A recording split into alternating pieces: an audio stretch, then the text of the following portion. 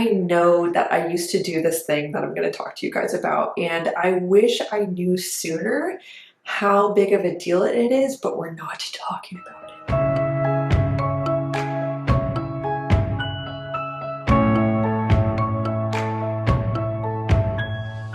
Hey dancers, it's Kirsten. Welcome back to the Confident Dancer YouTube channel. If you don't know me, I often forget to introduce myself. I am a former professional dancer.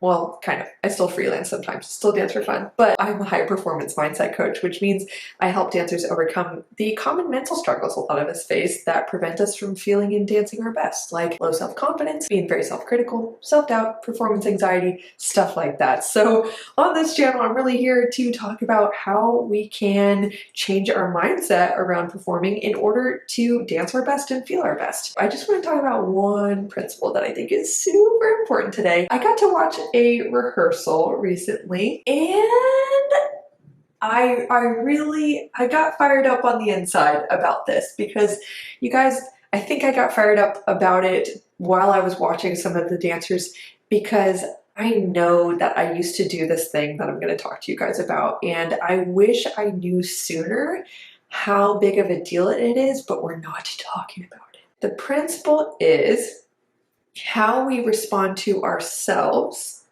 is how we are suggesting to other people they should respond to us. So let me bring up the example of first why I'm bringing this up. What I notice is that as I was watching some dancers, there were some who would, be like anyone else. Everyone makes little mistakes here and there. And when they would make a mistake, it really didn't matter. They were showing 100% artistic commitment to every movement that they were making.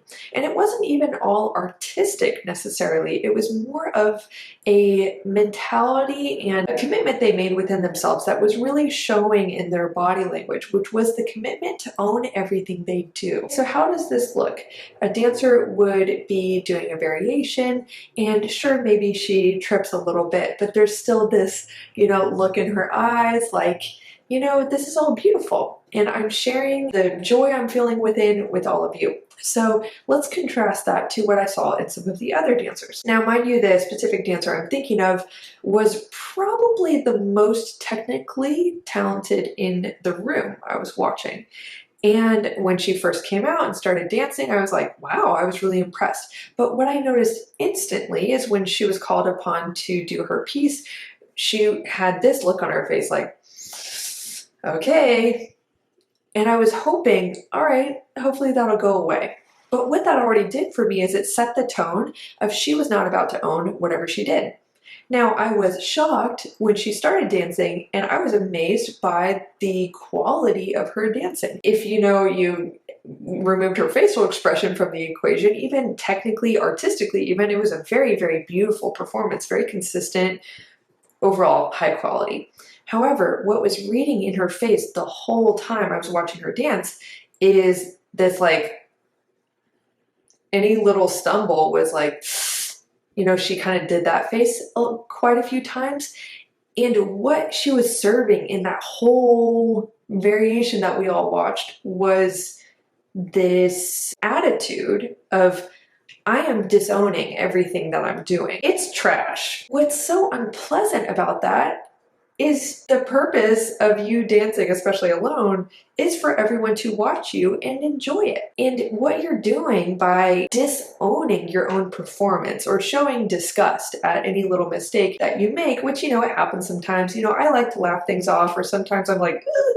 But, that could be just a moment. But when it's a consistent habit that you have, it's an attitude that you display through the whole performance that you're giving, what you're communicating to everyone else is this is trash. I don't believe in it. You shouldn't either. Here's the tough love I'm going to share. Even if you feel that way, it is quite a selfish thing to do, because maybe some people really are enjoying what you're doing, or rather they want to enjoy it. They're not thinking, oh my gosh, that was bad. She should be embarrassed of herself. People are generally not nearly as judgy as you think that they are, or they're not as judgy towards you as you are about you. Okay? So when we show that body language of like disgust, judgment, or like, you know, calling on you to do the variation. Here we go. What you're signaling to other people is, I'm not enjoying this and you're not allowed to either. It doesn't mean that you have to be having the best day ever and the epitome of confidence and whatever. We all have rough days, but if at least you are still continuing to go through the variation, maybe you don't have like the brightest light coming from your eyes because you're having a rough day, but you're at least not responding to yourself like, the whole time, or walking off like, or starting your variation or your group piece like, here we go. Then at least you give other people the freedom to see the beauty in what you're doing, to respond to you like, oh, that's nice. Instead of, what happens is, since communication, it's been studied, is mostly translated through body language, even when people are having a verbal conversation. Only about 7% of communication happens through words, or the meaning of our communication is transmitted through words. The rest is tonality, but about 56% of it is body language. Now, in ballet or dance, the communication is 100% body language. And so just like it feels kind of gross to give someone a compliment and they say back to you, oh, this old dress, I mean, I picked it out of a trash can, like, oh, really? I thought I looked so ugly today. When people reject compliments, it doesn't feel nice to be the person who gave the compliment, because that person is drawing more attention into themselves and makes you feel obligated to like make them feel better. But then also it feels like they just dishonored your genuine compliment. It can be kind of like insulting in a way, at least uncomfortable. Similar things happen with dance. We can get so focused on our own judgments and opinions of ourselves that we forget that it's a gift and a joy to allow people to watch you and allow them to have their own experience of watching you. Dance is a gift. Dance is inspiring to watch. It is beautiful. But when we are reacting to ourselves very outwardly in this way of like, ugh, you're suggesting to that other person that they should look for the things about your performance. But maybe they just want to enjoy what you're doing. Hey dancers, I just wanted to briefly interrupt this video to tell you that if you are tired of struggling with things like performance anxiety, self-doubt, overthinking, not being able to dance well and be in the flow and enjoy the moment because you're so in your head, different mental struggles like this, I want to let you know that you don't have to keep struggling with that. And of course, these videos that I make are here to help you make a difference. But if you want to take this to the next level and really create profound, sustainable change in your confidence, your mental well-being, and your ability to consistently perform your personal best by working on your mind, then I have an opportunity for you. As a coach, I offer one-on-one coaching to help you really transform your mindset in order to do all those things I just mentioned. So this is for pre-professional and professional ballet dancers. And if you're interested in working with me, a mindset coach certified in neuro-linguistic programming and a few other modalities, I would love for you to look into the Confident Dancer Coaching Program, which is my one-on-one program to really help you build authentic, sustainable confidence, genuine mental well-being, and to help you have the mental strategies to perform your best consistently. So if you're really interested in that, I invite you to click the link down below to my website, kirstenkemp.com. A different URL, same website, theconfidentdancer.com. They lead to the same place. And that's where you can learn more about my individual coaching services and book a free 30-minute consultation to chat with me. We can connect, talk about your goals, your challenges you want to overcome, and see if working together would be a great fit. So let's get back into the video. I want to encourage you and challenge you to find the good in what you're doing. Everyone makes mistakes. Every single person. And I've talked to so many dancers, and I've been this dancer myself. When we do a performance and we make a mistake and we just think it's the worst thing in the whole world, and then you watch the video and it's like, I even hardly saw that mistake that I thought was so catastrophic. So a lot of times, just because we're in our own bodies experiencing the things that we think are mistakes or not good or whatever, it feels like a bigger deal to us. But conversely, if you own that, if you act like it's no big deal, if you're gracious towards yourself, if you're still transmitting the joy that you can experience through dance, and you're transmitting through your body language this response towards yourself of, I'm accepting of myself, I'm confident, I'm happy to be here, at least grateful to be here. I am interested in the interpretation of this character and telling their story. I'm interested in even the sound of the music and exemplifying or putting into the physical realm the beauty of the sound of the music. Like, it can be any of these things. It doesn't even have to be about confidence towards yourself. But if you just respond to yourself in some beautiful, open way, what you allow other people is the experience of feeling invited to also respond to you that way. So I'll just round out with this last phrase that I personally tell myself this a lot, and it's not in a negative, self-deprecating way. It's actually one of the most freeing things I've ever learned to tell myself, which is, it's not about you. It's not about you. You get to have the blessing of being a dancer, and we each have the blessing of being able to live our lives and to be on this planet and to participate in this art form that's so cool. And yes, it absolutely comes with its tough moments, and I absolutely validate that. And I'm not saying we have to feel great about ourselves all the time and positive vibes only. That is so not me. In fact, I do the work that I do as a coach because I want to support dancers through the tough things, and I know that that's very real. However, I want you to know that what you think of yourself and how you see yourself is a very subjective game. Okay? And we can often respond to ourselves and think about ourselves like, you know, the mistakes are such a big deal and any little win we have isn't. It's never good enough.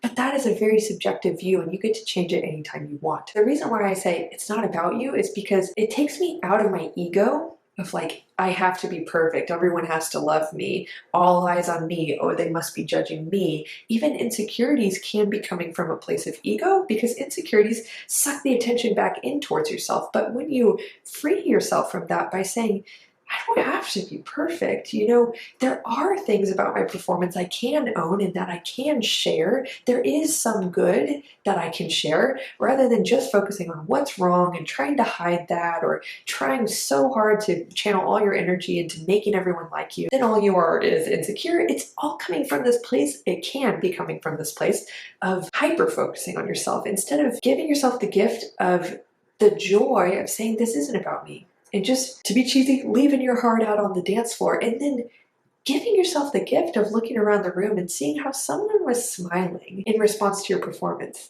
Give yourself the gift of saying, I shared something of myself, something that was coming through me, whether it was the joy, the passion, the excitement, and that rubbed off on one person. Then suddenly what was once all of focus and a pressure on you turns into a communal experience. So I want to invite you guys with this point to respond to yourselves kindly. For your sake, definitely for your sake. I believe you owe it to yourself. You deserve that. And also respond to yourself in a way that you would like for others to respond to you as well. If you want people to trust you with opportunities, work on how much you trust yourself. If you want other people to like you in your performance, ask, do you like yourself? If you want people to respect you, are you respecting yourself? If you want people to show acceptance and not treat your mistakes like such a big deal, are you doing that with yourself? And even if you're really not feeling it on the inside, challenge yourself to own every move that you make. Own it. That's also part of growth. When you take responsibility for the whole performance that you gave, it frees you to take responsibility for, yeah, I made that little mistake. It's not about blaming. Blaming and taking responsibility are two different things. Responsibility is about being able to respond in an empowering way. Response able, okay? So you respond thoughtfully to the mistakes by asking, what can I learn from that? What can I do differently? It's not about saying, oh, I did that and it was so bad and I shouldn't have. That's all blame and shame and judgment. We don't need that, okay? But when you own the whole performance, you're really accepting all of who you are, because none of us are perfect. We're a mix of excellence and beauty, and then some things that are not so beautiful that we're all working on, okay? So make sure that you're accepting all of how you do, who you are, and owning it, because when you own it, that comes with a body language that communicates to other people that they can enjoy it, they can embrace your performance, and they can have good thoughts and feelings about it too. So I hope that this made sense, and I just really, really want to encourage you guys to be thoughtful of how you respond to yourselves and how that's coming out in your body language, because it either frees other people to really enjoy your performance, or it just gives this yucky feeling of like, just like the person who rejects compliments and then you feel kind of obligated to feel bad for them, or kind of you feel tense or awkward, like I guess I need to reassure them now because they were insecure. We can get a similar uncomfortable feeling when we watch a dancer who is clearly stressed or clearly insecure or clearly like not thinking what they're doing is good. We can feel this like, ugh, we're focusing more on their own disgust or judgment rather than being able to focus on the whole performance and have our own thoughts and feelings about it. So anyway, that's enough on that. I really hope it was helpful. I personally really wish that I knew this lesson sooner. I'll share in closing that when I did learn this, I'm grateful it wasn't too late. I learned it right before, and this was just an intuitive thing that clicked for me. No one told me this. It just was like a epiphany moment. I realized going into company audition season that if I projected trust in myself and confidence and belief that I had something good to share, that was going to rub off on other people. And it really did. I was never technically the best in any audition, but I noticed heads continually turning my way. I would literally get messages on Instagram from other dancers who were at the audition and who found me, and they would say, "You were so radiant in that audition." I got that word said to me multiple times, radiant. Why? Because I was responding to myself in a beautiful way, and then I was inviting other people to also see that in me too. And it feels good for other people. It's not an egotistical thing at all. I think it's a generous thing. And so yeah, this principle really, really changed my life. I noticed when I started to respect myself more as a dancer, it commanded respect from other people. I noticed I was treated better. I noticed when I was kind to myself, people were more kind to me. It's a weird thing, but it honestly really works. So check it out, try it out. And by the way, don't flip it to where the inverse is true and start blaming yourself. If someone is not treating you kindly, that doesn't always mean it's because you're not being kind to yourself, okay? Listen, don't miss what I'm saying here, okay? Sometimes people are just gonna act how they're gonna act, all right? But it is something to check out within yourself, see what's going on, and just get curious about how this idea I shared with you can apply to you. So hope you enjoyed, hope this was really helpful, and I'll see you in the next video. Bye.